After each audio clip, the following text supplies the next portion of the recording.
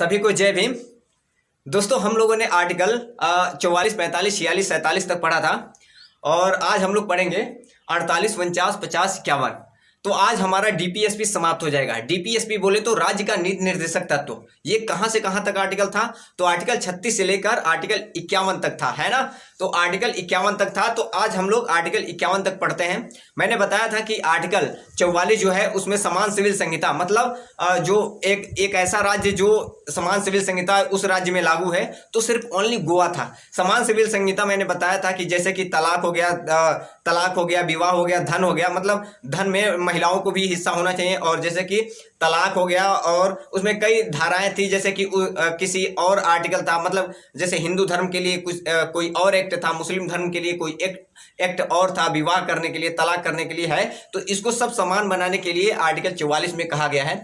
Article 45 में क्या मैंने बताया कि आर्टिकल 45 कहता है कि 6 से 14 वर्ष के जो बच्चे हैं इनको फ्री ऑफ कॉस्ट स्कूलों में शिक्षा देनी चाहिए। प्राथमिक शिक्षा, जैसे कि आपके गांव में भी प्राथमिक स्कूल खुले हैं, उसमें फ्री ऑफ कॉस्ट शिक्षा दिया जाता है। वो किस में कहा गया है? तो ये 42वां संविधान संशोधन से जोड़ा गया था। 21 में भी है ना। 21 जो है उसमें ए, 21 का ए में ये हमारा है 42वां संविधान संशोधन 1976 में करके इसको जोड़ दिया गया था। अब आर्टिकल 46 क्या कहता है? आर्टिकल 46 कहता है कि जैसे SC ST और माइनॉरिटी के लोग हैं, इनमें इनको कुछ हद तक उनको आरक्षण दे देना चाहिए। ये बात कहा गया है किसमें? आर्टिकल 46 में है, संबंधित है आर्टिकल 46 से। और आर्टिकल 47 क्या कहता है? तो आर्टिकल 47 में जैसे कि पोषाहार, नशीले पदार्थ और जैसे कि नशा, दारू वगैरह लोग करते हैं, उस पर प्रतिबंध है। लेकिन कहाँ कोई लगाता है? नहीं लगाता है। तो आज हम लोग आर्टिकल, ये तो आर्टिकल 47 तक था। आज हम लोग पढ़ते हैं आर्टिकल 48। 48 क्या कहता है? तो 48 कहता है कि जैसे कृषि हो गया, क्या हो गया? कृषि और पशुपालन के संबंधित को, मतलब जो कृषि है और पशुपालन है, इनको बढ़ावा देने के लिए कहा गया है। किसमें? आर्टिकल 48 में कहा गया। बहुत सिंपल है। आर्टिकल 48 क्या कहता है? तो कृषि और पशुपालन जो है इसको बढ़ावा दिया जाए। यहां पर देखिए, कृषि तथा पशुपालन से संबंधित आधुनिक तकनीकी को बढ़ावा देना। आधुनिक तकनीकी को बढ़ावा देना मतलब कि जो जैसे कि आपके कृषि हो गया, कृषि में जैसे धान, गेहूं, गन्ना वगैरह वगैरह सरकार बढ़ावा देती है और उसको खरीदती भी है। तो इसी को बढ़ावा दे रही है कि नहीं सरकार? अगर सरकार लेना बंद कर दे, जैसे कि गन्ना मिल में लेना बंद कर दे, और जैसे राज्य के बारे में है, तो राज्य की सरकार जो है आपका मिल में गन्ना लेना बंद कर दे, या आपका धान लेना बंद कर दे, या उस पर MRP या उस पर लगाना ही बंद कर दे, तो आप क्या उगाओगे? नहीं, अपने खाने के लिए ही रखोगे। इसलिए सरकार क्या कही है कि कृषि और तकनीकी को मतलब कृषि और पशुपालन को बढ़ावा देना। और पशुपालन का मतलब जैसे कि जानवरों को अगर बढ़ाते हैं तो क्या होता है कि आपका जैसे गरीब जो होते हैं उनको दूध भी मिलता है, दूध मिलता है और वो बेच भी लेते हैं, और ऐसे करके लोग, जानवर भी जीवित रहते हैं, अच्छे से रह लेते हैं। तो कृषि और पशुपालन का बढ़ावा देना। तो इसके और उसी में कहा है कि दुधारू पशुओं का निषेध, मतलब दुधारू पशुओं का आप निषेध नहीं कर सकते। निषेध का मतलब आप उनको मार नहीं सकते, ना ही उनका हत्या कर सकते हैं। ये किसमें कहा गया है? आर्टिकल 48 में कहा गया है। जैसे कि बहुत से लोग होते हैं तो ये कहते हैं कि गाय का फॉर एग्जाम्पल लेते हैं, जैसे गाय है नहीं, इसमें ये नहीं कहा गया है कि गाय को काटना है, ये करना है, ये नहीं कहा गया है। लेकिन हाँ, लोग अक्सर करके जो गाय को काटने के लिए, जैसे मुस्लिम है तो वो गाय को काटते हैं, और मुस्लिम लोगों को तो कहा जाता है कि गाय काट रहा है, ये कर रहा है, वो कर रहा है, लेकिन हिंदू लोग भी तो वही कर रहे हैं। जैसे कि क्या बकरी नहीं है? बकरी भी तो लोग काटते हैं इसमें, तो वो भी तो स्तनधारी है ना, दुधारू ही है। और जैसे कि भेड़ हो गए, बहुत से ऐसे जानवर हैं जो लोग सरकार ने, राज्य का सरकार तो बोल दिया है कि इस पर क्या किया जाएगा, रोक लगाया जाएगा। लेकिन कहाँ रोक लगाया जाता है? जैसे कि आप मान लीजिए फॉर एग्जाम्पल के तौर पर, जो गाय काट रहा है, कोई मुस्लिम अगर गाय भी काट रहा है, तो आखिर में वो पाया कहाँ से गाय? वो गाय को पाया कहाँ से? आखिर में आपने बेचा होगा तभी तो पाया होगा ना। क्या मुस्लिम ऐसे थोड़ी काट देगा? नहीं काटेगा ना। तो आपने बेचा तब वो उसने, मुस्लिम ने पाया और उसने क्या किया? काटा। और बकरी पर भी प्रतिबंध होना चाहिए, लेकिन कहाँ बकरी पर? वो भी तो एक स्तनधारी ही जानवर है ना। लेकिन इसमें क्या कहा गया है कि अगर आप गाय काटते हो या बकरी काटते हो अगर काटते हो तो इसमें उच्च न्यायालय या सुप्रीम कोर्ट में परिवर्तन ही नहीं है। ये आर्टिकल डीपीएसपी आपको पूरा आज़ादी देता है कि आप डीपीएसपी को लेकर आप सुप्रीम कोर्ट में नहीं जा सकते हो। तो इसलिए इसका काम सिर्फ राज्य का सरकार ही करती है। क्या करती है? राज्य कहेगी तभी, अगर चाहे तो रोक लगा सकती है, राज्य चाहे तो नहीं रोक लगा सकती है। तो ये हो गया आर्टिकल 48। तो आई होप आप लोगों को आर्टिकल 48 समझ में आया होगा।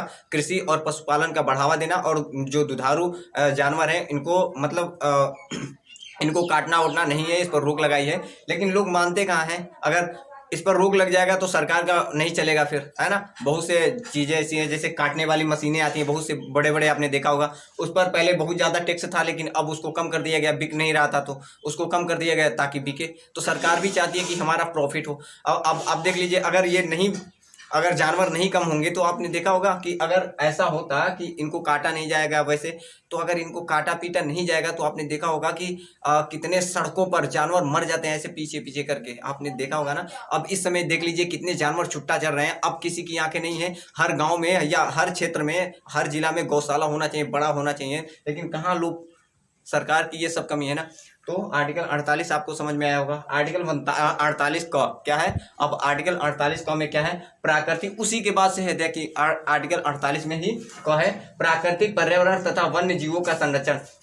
अब प्राकृतिक पर्यावरण क्या है, आर्टिकल 48 क में क्या है, प्राकृतिक पर्यावरण और वन्य जीवों का संरक्षण। तो वन्य जीवों का संरक्षण का मतलब आपने देखा होगा कि हर जगह पर वृक्ष को काटा जा रहा है, पैसे की लालच में लोग वृक्ष को काट देते हैं, तो उसका भी संरक्षण करने के लिए आर्टिकल 48 क में कहा गया है कि अगर सरकार पकड़ लेती है वृक्ष को बेचते या कुछ भी, तो आपने देखा होगा कि अगर ये भी ना किया जाए तो सरकार को पैसा कहाँ से आएगा। सरकार पैसा लेती है ना, लेती, अगर वो वृक्ष भी ना काटो तभी भी। लेकिन आपने देखा होगा कि स्वस्थ रहने के लिए या स्वच्छ रहने के लिए, स्वच्छ वायु लेने के लिए 33% जरूरी है। कितना, 33% वायु जरूरी है। लेकिन इस समय अपने यूपी में या कहीं भारत में पूरे यहाँ 24% तक ही स्वच्छ मतलब वायु मिलते हैं हम लोगों को। तो 33% जरूरी है अगर स्वस्थ रहना है, स्वच्छ हवा लेना है तो, लेकिन 24% ही है। तो इसमें भी कहा गया है प्राकृतिक पर्यावरण तथा वन्य जीवों का संरक्षण। तो वन्य जीवों का संरक्षण अगर करते हैं तो आपको वायु ज़्यादा मिलेगी, प्रदूषण भी नहीं फैलेगा। तो इसके बारे में बताया गया है। आर्टिकल 49 क्या कहता है, राष्ट्रीय महत्व स्मारकों, जैसे कि आपने देखा होगा कि इसमें आर्टिकल 49 में क्या है, स्मारक जो होते हैं, स्मारक और स्थलों एवं वस्तुओं का संरक्षण करना, स्थलों और वस्तुओं का संरक्षण करना। स्मारक हो गया, स्थल हो गया और वस्तु हो गए, जितने भी, इनका संरक्षण करना। संरक्षण करना का मतलब इनका रक्षा करना। रक्षा करना का मतलब आपने देखा होगा कि जैसे ताजमहल है, क्या है, ताजमहल है, लाल किला है, तो आपने देखा होगा कि उसको कोई ऐसा नहीं है कि उसको मार कर गिरा देता है या तोड़कर दूसरा कुछ बनवा दे, ऐसा नहीं है ना। तो ऐसे से जो स्मारक हैं, बड़े बड़े बहुत बड़े बड़े मंदिर हैं, जैसे आपने देखा होगा कि दक्षिण अफ्रीका, मतलब दक्षिण भारत में चले जाइए तो मंदिर भी कई शैली में है, नागर शैली, वेसर शैली और द्रविड़ शैली में। तो जो ऊपर के मंदिर होते हैं, जैसे कि मध्य जो होता है, कर्क रेखा, भारत बीचों बीच से कर्क रेखा गुजरती है, तो कर्क रेखा से अगर ऊपर जाते हो तो नागर शैली होती है, और बीचों बीच में वेसर होती है और नीचे द्रविड़ होती है। तो आपने देखा होगा कि जो मंदिर होते हैं नागर शैली के, तो जो हम लोगों के वहाँ मंदिर बनते हैं तो ऐसे शंकु टाइप के बनते हैं, और जो उधर के मंदिर होते हैं द्रविड़ तरफ के, तो गोल गोल टाइप के होते हैं, उसको द्रविड़ टाइप का बोलते हैं। जैसे कोणार्क का सूर्य मंदिर क्या है, आप खुद कमेंट करके बताइएगा कि कोणार्क का सूर्य मंदिर क्या है, नागर शैली या ये कोणार्क का सूर्य मंदिर उड़ीसा में। तो आप सोच कर बताइएगा, नागर शैली होगा, द्रविड़ शैली होगा या बेसर शैली होगा।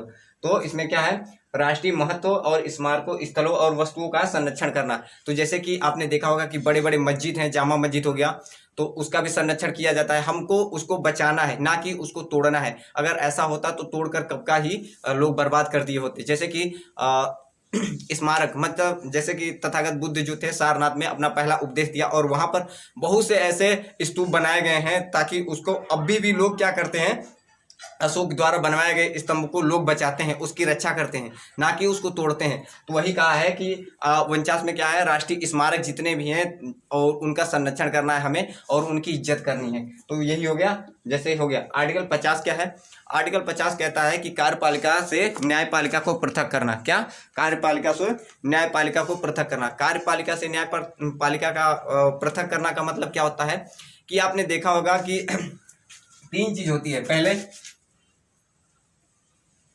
विधायिका, आपने देखा होगा कि 3 कानून, जैसे कि विधायिका होती है, कार्यपालिका होती है और न्यायपालिका होती है।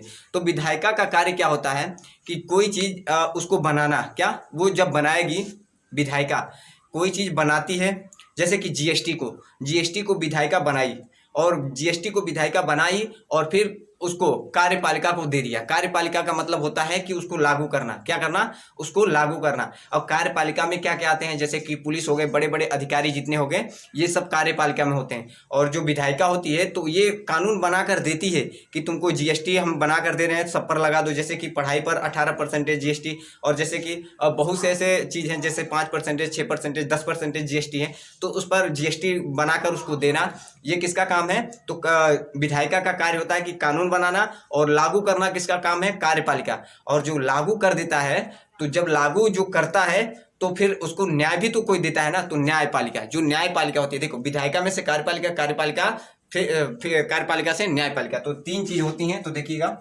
यहाँ पर कार्यपालिका का न्यायपालिका से पृथक्करण। पृथक्करण मतलब जो कार्यपालिका है न्यायपालिका से अलग कर दिया गया है, मतलब 50 में 50-50 कर दिया गया है। पृथक्करण जैसे कि कार्यपालिका को अलग, न्यायपालिका को अलग। तो कार्यपालिका क्या होती है? तो मैंने बताया कि जैसे कि पुलिस दरोगा हो गए, तो अगर आपको पकड़ कर ले जाते हैं, आपको अगर पकड़ कर ले जाते हैं तो क्या करते हैं कि इन्हीं का कार्यपालिका भी पहले तो एक ही में था, कार्यपालिका और न्यायपालिका दोनों एक ही में था, तो इसको अलग कर दिया गया। क्यों किया गया? जो संविधान बनाया ना, बहुत सोच लो कि कितना दिमागदार होगा उस समय का भी। तो सोचो कि कार्यपालिका को अगर न्यायपालिका से अलग नहीं करता, तो जो दरोगा होता है, एसडीएम होता है, जैसे बड़े बड़े अधिकारी पुलिस लेवल के होते हैं, तो आपको अगर किसी केस में पकड़ लिए, और केस में पकड़कर आपको इतना पीटेंगे और खुद को ही वो सजा दे देंगे, कहेंगे कि तुमने ये काम किया, तुमको 5 साल की सजा, 10 साल की सजा है। तो अगर ऐसा अलग नहीं किया होता तो वो क्या करते? पुलिस वाले खुद पकड़ते और मारते, और आपको क्या करते? वो खुद सजा देते। तो ये कार्यपालिका न्यायपालिका वो कार्य मतलब जो काम किया और न्याय भी दिया।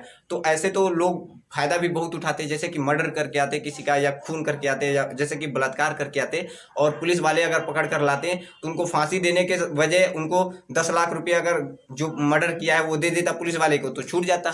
लेकिन ऐसा सरकार सोचकर बहुत, मतलब सुप्रीम कोर्ट, हाई कोर्ट कितना टैलेंटेड है ना, और वहाँ के जो संविधान लिखने वाले हैं कितना होशियार होंगे ना। देखिए कार्यपालिका को न्यायपालिका से अलग। तो अब जो पुलिस का काम है कि अगर किसी को पकड़ कर लाई है तो वो सजा नहीं दे सकती है, वो कहाँ लेकर जाएगी? न्यायपालिका में लेकर जाएगी। इसीलिए कोई भी पुलिस जो होता है पकड़ कर लाता है, या कोई भी क्रिमिनल होता है तो उसको पकड़कर सुप्रीम कोर्ट या हाई कोर्ट पहुंचाती है, ताकि वो न्याय कर सके। ऐसा होता कि पुलिस ही पकड़ कर लाए और पुलिस ही उसको जेल कर दे, फांसी की सजा दे दे या छोड़ दे, तो ऐसा नहीं है। तो इसीलिए कहा गया है कार्यपालिका से न्यायपालिका को अलग किया गया। ठीक ही है ना? नहीं करता तो पुलिस वाले बहुत फायदा उठाते। तो न्यायपालिका का मतलब जैसे सुप्रीम कोर्ट वगैरह हो गए, तो वो न्यायपालिका हो गए जो न्याय देता है कि तुमको 5 साल की सजा है, 10 साल की सजा है, तो ये न्यायपालिका हो गए। तो कार्यपालिका से न्यायपालिका का पृथक्करण मतलब 50-50 का मतलब क्या होता है कि 50 आर्टिकल 50 में 50-50 कार्यपालिका न्यायपालिका अलग अलग है। आर्टिकल 51 क्या कहता है? अंतरराष्ट्रीय शांति। क्या? अंतरराष्ट्रीय शांति को बढ़ावा देना। अंतरराष्ट्रीय शांति का मतलब यूएनओ, जैसे कि यूएनओ, यूनाइटेड नेशन ऑर्गेनाइजेशन। इधर देखिए जो यूएनओ है तो ये अंतर्राष्ट्रीय शांति को बढ़ावा देती है। क्योंकि अंतर्राष्ट्रीय शांति को इसलिए बढ़ावा दिया जाता है कि आपने देखा होगा कि अगर अंतर्राष्ट्रीय शांति बढ़ावा ना दिया जाए तो अंतर्राष्ट्रीय शांति का मतलब पहले क्या होता है? जैसे कि हमारा जो भारत है ये तो एक राज्य, मतलब एक राज्य ही है भारत। राज्य होने के लिए 4 चीज होती है: भूमि, सरकार, भूमि, जनसंख्या, सरकार और सार्वभौमिक। ये 4 चीज होती है तो राज्य होता है। तो राज्य ही समझ लीजिए। तो भारत जो है एक देश है, और राज्य भी बोल सकते हो उसको, ताकि ये अंतर्राष्ट्रीय शांति, जैसे कि बहुत से लोग आते हैं, जैसे कि चीन के, पाकिस्तान के, बहुत से, जैसे कि डोनाल्ड ट्रंप आते हैं जैसे अमेरिका के, तो इनको हम लोग ऐसा तो नहीं ना कि हम लोग क्या करते हैं, पत्थर उठाकर आए और डोनाल्ड ट्रंप तो हम लोग पत्थर गोलीबारी करने लगते हैं, ऐसा नहीं है ना। तो इसीलिए अंतर्राष्ट्रीय शांति हम लोग बना कर रखते हैं, इसको बढ़ावा देते हैं। कोई भी कहीं का आए, हमारा दुश्मन भी आए तो उसको हम लोग इज्जत देते हैं, कितना भी कोई कमीना क्यों ना हो। लेकिन हमारे भारत में अगर आता है, जैसे कि आपके दुश्मन कितना क्यों ना हो, अगर आपके घर में आया है तो उसको पानी पिलाते हो, तो सेम ऐसे ही ये भी लागू होता है अंतर्राष्ट्रीय पर, मतलब पूरे भारत के जैसे अन्य देशों से संबंधित बड़े बड़े लोग जैसे होते हैं। अभी जैसे कि रूस का लफड़ा यूक्रेन से चल रहा है, तो अगर ये दोनों मिलने के लिए अगर भारत आते हैं तो ऐसा थोड़ी होगा कि हम इनको मारकर भगा देंगे, नहीं ना। तो हमको इनको बढ़ावा देना है, इनको और अपने पास बुलाकर बढ़ावा देना है शांति इनका। तो वही कह रहा है कि अंतर्राष्ट्रीय शांति को बढ़ावा देना। तो आई होप आप लोगों को आर्टिकल 51 भी समझ में आया होगा। तो आज हम लोग 48 और 49, 50, 51 पढ़ लिए। तो इतना समझ में आया ना। आर्टिकल 48 में क्या है, पशुपालन और कृषि, इनको क्या करना है, इनको बढ़ावा देना है, मतलब संबंधित आधुनिक तकनीकी को बढ़ावा देना, और जो दुधारू जंतु होते हैं इनका निषेध करना, मतलब निषेध ना करना, इनको बचाना, मतलब इनको काटना उटना नहीं।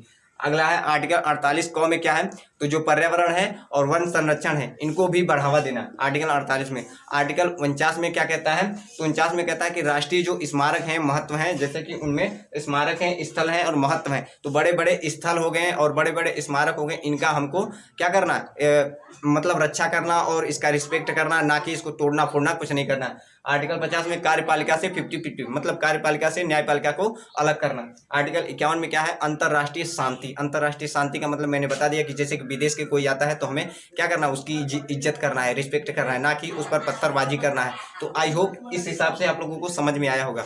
ये तो था हमारा आर्टिकल 51। अब हम लोग जो बचा है राष्ट्रपति, जैसे कि ये भाग 4 हो गया, भाग 4 था, और भाग अब 4 क पढ़ेंगे, मौलिक कर्तव्य।